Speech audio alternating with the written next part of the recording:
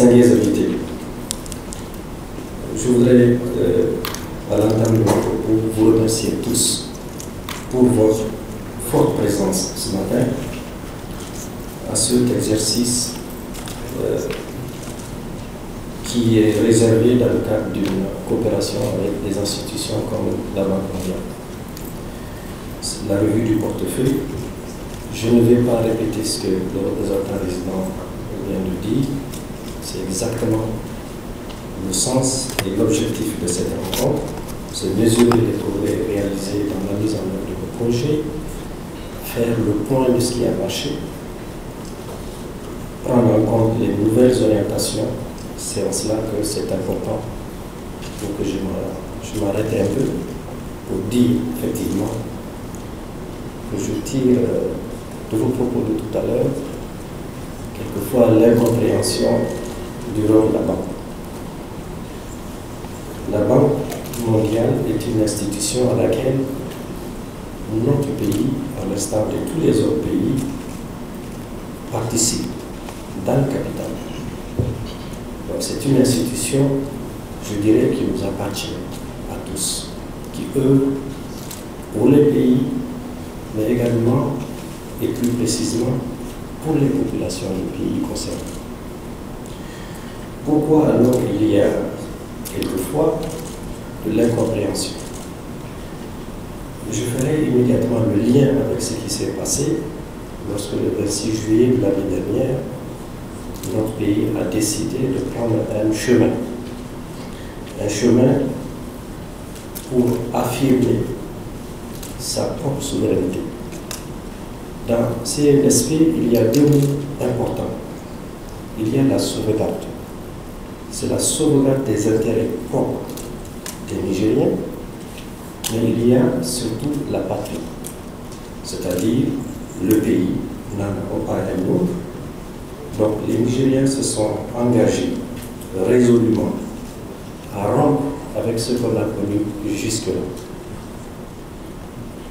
La Banque mondiale a suivi en prenant des mesures de sanctions à l'égard de notre pays. Il n'y a nulle part dans la constitution de cette institution une disposition qui permette d'avoir la position qui a été la vôtre. En revanche, nous comprenons bien que lorsqu'il y a un changement de ce type, qu'il y ait une pause pour examiner les pour et les contre en vue de repartir sur de nouvelles bases. Je ne vais pas revenir sur les détails. On va positiver, puisque vous-même vous l'avez dit, vous allez tenir compte des objectifs, des décisions et surtout des choix du pays. Nous allons au cours de cet exercice regarder comment réorienter les projets pour les adapter à ce que vous-même vous avez dit. C'est pour ça que vous voyez les membres du CNSP et les membres du gouvernement des différents secteurs. J'ai noté que nous avons l'équivalent de 3 milliards à mobiliser, 3 milliards de dollars à mobiliser pour la construction de notre pays.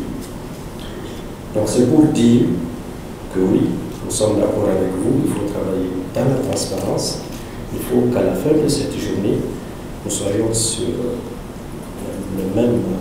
la même enseigne pour que immédiatement ce qui reste à décaisser puisse être mobilisé pour la construction.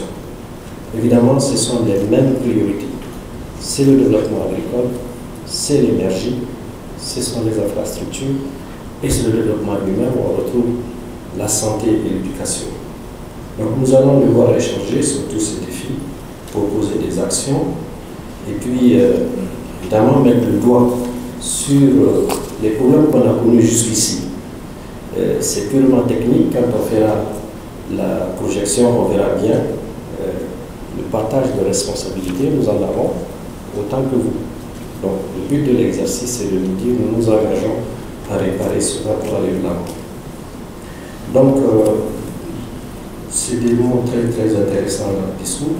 Je vais peut-être juste dire que nous avons, au nom du chef de l'État, Jean Tchani, nous réitérons notre engagement à mieux coopérer avec vous ressources qui sont mises à la disposition de notre pays puissent être mobilisées dans un délai le plus court possible pour la construction nationale. Mesdames et messieurs, en souhaitant plein succès à nos travaux, je voudrais déclarer ouverte la revue annuelle conjointe du portefeuille des projets et programmes financés par la Banque mondiale au Niger. Je vous remercie.